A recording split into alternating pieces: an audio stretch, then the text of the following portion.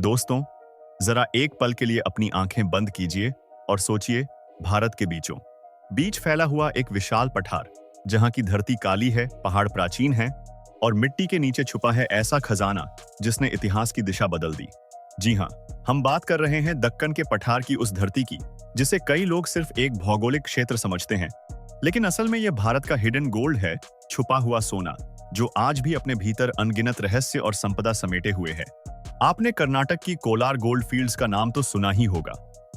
एक समय था जब यहां से इतना सोना निकाला जाता था कि पूरी दुनिया की नजरें इस इलाके पर टिक गई थीं।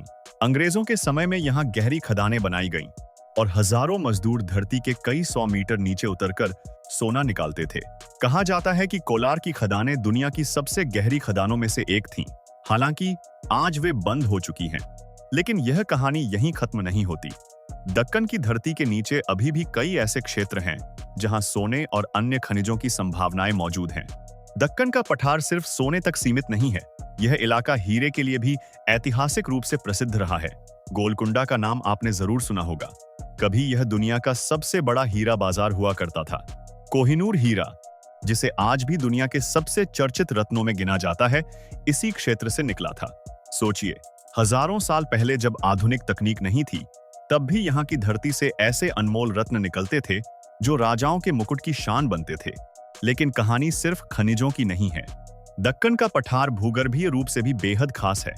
यह क्षेत्र लाखों साल पहले ज्वालामुखी विस्फोटों से बना था। दक्कन ट्रैप्स, जो काली चट्टानों की मोटी परतों से बने हैं, दुनिया के सबसे बड़े ज्वालामुखीय संरचनाओं में गिने जाते हैं। वैज्ञानिक मानते हैं कि इन ज्वालामुखी विस्फोटों का असर कभी वैश्विक जलवायु पर भी पड़ा था। यही वजह है कि यहाँ की मिट्टी इतनी उपजाऊ है। महाराष्ट्र और मध्य भारत की काली मिट्टी कपास की खेती के लिए प्रसिद्ध है और यह भी इस भूगर्भीय इतिहास की ही देन है। अब जरा सोचिए, एक ही जगह पर सोना, हीरे, लोहा, मैंगनीज, बॉक्साइट और कोयला जैसे संसाधन मिलते हों तो वह क्षेत्र कितना समृद्ध होगा।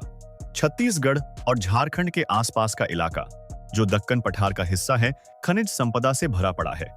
यहाँ से निकलने वाला लोहा और इस्पात देश की औद्योगिक ताकत की रीढ़ है।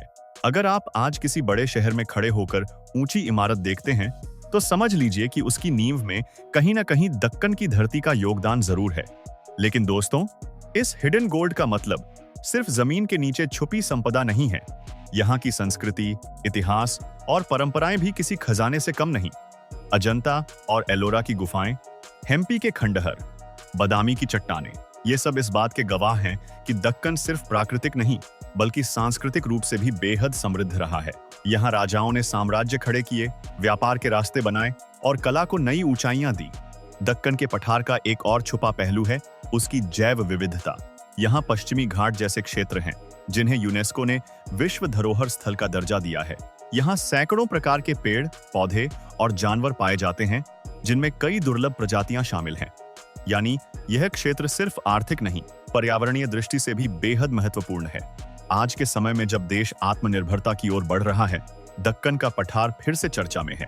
नई तकनीकों के माध्यम से खनिज खोजे जा रहे हैं, नई खदानें विकसित की जा रही हैं और सरकारें इस क्षेत्र की संभावनाओं को पहचान रही हैं। लेकिन इसके साथ साथ एक चुनौती भी है, विकास और पर्यावरण के बीच संतुलन बनाए रखना।